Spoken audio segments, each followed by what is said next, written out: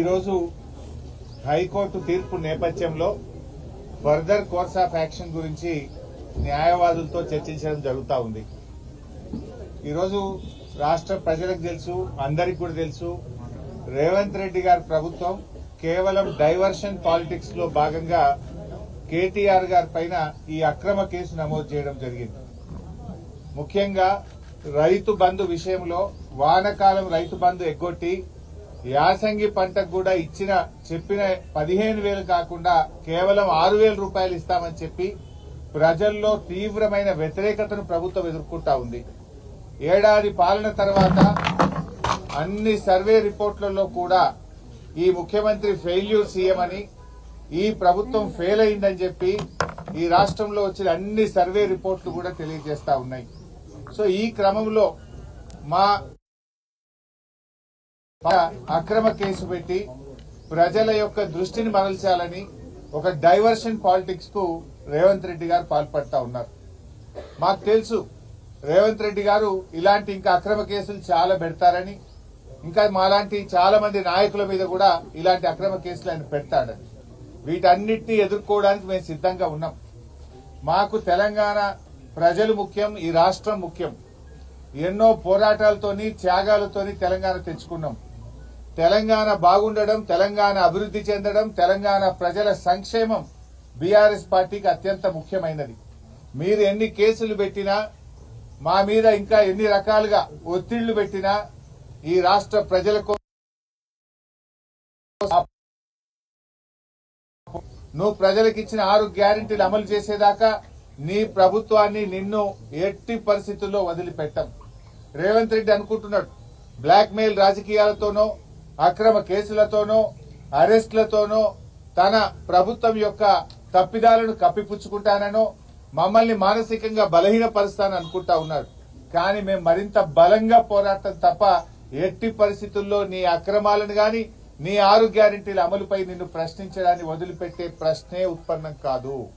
ఈరోజు కేటీఆర్ గారి మీద హైకోర్టులో కూడా వచ్చిన తీర్పు కేవలం విచారణ కొనసాగించడానికే చెప్పింది హైకోర్టు. ఇది అక్రమ కేసు, దీని విచారణ నిలుపుదల చేయాలని చెప్పి బీఆర్ఎస్ పార్టీ తరఫున మేము కోర్టుకు వెళ్లాం. కోర్టేమి కేసును నిర్ధారించలేదు, ఇది తప్పు జరిగిందని చెప్పింది గాని శిక్ష వేసింది కాదు. కేవలం విచారణ కొనసాగించడానికి మాత్రమే ఈ రోజు కోర్టు అనుమతి ఇచ్చింది. విచారణకు సహకరిస్తాం.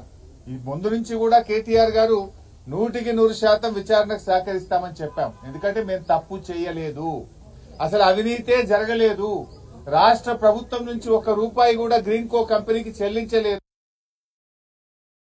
అక్కడ ఇది ఎప్పుడు జరిగింది? రేవంత్ రెడ్డి గారు ప్రమాణ స్వీకారం చేసిన 3వ రోజే ఆ కంపెనీ ప్రతినిధి పాటు నువ్వు ఎందుకు కేసు పెట్టలే? ఏడాది తర్వాత ఎందుకు పెడుతున్నావు? కేటీఆర్ గారు అడుగడుగునా నేను ప్రశ్నిస్తా ఉన్నాడు, నీ తప్పిదాలను బయట పెడతా ఉన్నాడు, నీ ప్రభుత్వం యొక్క వైఫల్యాలను ఎత్తి చూపుతా ఉన్నాడు కనుక ఏడాది తర్వాత దాన్ని బయట పెట్టినావు. నిన్ను ఆ కంపెనీ ప్రతినిధిని కలిసిన విషయాన్ని నువ్వు ఎందుకు బయట పెట్టలే? మీడియాకి ఎందుకు చెప్పలే? అది మేం బయట పెట్టినాం. దీన్ని అంతా బట్టి చూస్తా ఉంటే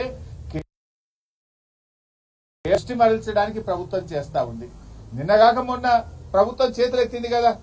ఇవాళ రైతుల విషయంలో మేము రైతు భరోసా సాగు భూములకే ఇస్తాం, 6,000 ఇస్తాం అని ప్రజలను మోసం చేసింది. మీరు ఆ ప్రజల్లో ఆ చర్చ జరిగి ప్రభుత్వం మీద వ్యతిరేకత రాకుండా ఉండడానికి ఇలాంటి డైవర్షన్ పాలిటిక్స్. బట్ అయినా కూడా మాకు న్యాయస్థానాల మీద గౌరవం ఉంది, చట్టం మీద గౌరవం ఉంది. తప్పకుండా మేము అన్ని రకాలుగా దీనికి సహకరిస్తాం. సరే, ఫర్దర్ గా సుప్రీంకోర్టు అనే దాని మీద మా న్యాయవాదులు ఇచ్చేటువంటి సలహా మేరకు మేము ముందుకు వెళ్తాం. బట్ మొన్న కూడా మీరు చూశారు, కేటీఆర్ గారు ఏసీబీ ఆఫీస్ కు వెళ్లారు. ఎక్కడ కూడా ఎక్స్టెన్షన్ అడగలే, మేము టైం కూడా అడగలేదు. వాళ్ళు నోటీస్ ఇస్తే మేము వెళ్ళాం. ఎందుకంటే తప్పు చేయలేదు కనుకనే ధైర్యంగా విచారణకు పిలిచారు. తప్పకుండా వెళ్తాం. ఎట్టి పరిస్థితుల్లో విచారణకు మేము వెనక వెళ్ళట్లేదు.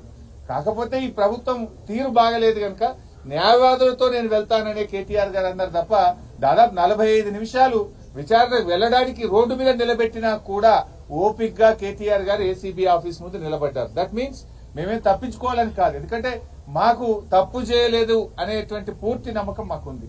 అక్కడ అసలు అవినీతే జరగలేదు. ప్రభుత్వ ఖజానా నుంచి 1 రూపాయి పోకుండా నువ్వు అవినీతి జరిగిందని ఎట్లంటావు? అవినీతే జరిగిన ప్రశ్నే లేదు అక్కడ. ఈ రాష్ట్రం ఇమేజ్ పెంచడానికి, హైదరాబాద్ బ్రాండ్ ఇమేజ్ పెంచడానికి ఈ రోజు ఈ కార్ రేసింగ్ ను కేటీఆర్ గారు హైదరాబాద్ తెచ్చారు. బాగా పనిచేశారు. వాస్తవానికి ప్రపంచం మెచ్చుకున్నది, దేశం మెచ్చుకున్నది. మిగతా రాష్ట్రాల ముఖ్యమంత్రులు కూడా ఇది మా రాష్ట్రానికి వస్తే బాగుండని చెప్పి ఇతర రాష్ట్రాలు మనతో పోటీ పడ్డాయి. కానీ కేటీఆర్ గారు ఒప్పించి మెప్పించి మన రాష్ట్రానికి తెచ్చి మన హైదరాబాద్ బ్రాండ్ ఇమేజ్ పెంచే ప్రయత్నం చేశారు. అంతే తప్ప ఇక్కడ అవినీతి జరగలేదు. ఈ రోజు కేవలం ఇది ఒక కక్ష సాధింపు తప్ప ఇంకోటి లేనే లేదు. డైవర్షన్ పాలిటిక్స్, కక్ష సాధింపు చర్యలకు రేవంత్ రెడ్డి గారు పాల్పడతా ఉన్నారు. సరే, నువ్వు ఎన్ని రకాల ప్రయత్నాలు చేసినా మా పోరాటం ఆగదు. మా లక్ష్యం తెలంగాణ ప్రజల సంక్షేమం, మా లక్ష్యం తెలంగాణ రాష్ట్ర అభివృద్ధి, మా లక్ష్యం పోరాడి తెచ్చుకున్న తెలంగాణ.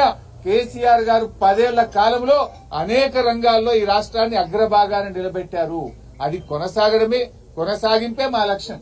మేము అధికారంలో ఉన్నా, ప్రతిపక్షంలో ఉన్నా మాది తెలంగాణ ప్రజల పక్షం. ఆ తెలంగాణ ప్రజల పక్షాన మేము నిరంతరం పోరాటం చేస్తాం.